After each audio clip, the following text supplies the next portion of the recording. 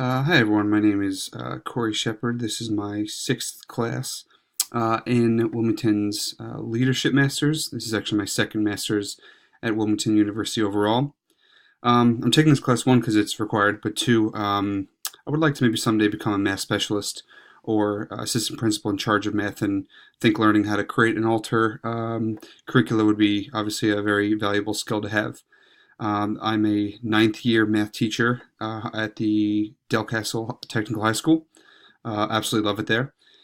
I've participated in several workshops and training sessions where we kind of align classes to Common Core state standards or standardized tests and stuff like that. So I have a pretty good background of working with curricula.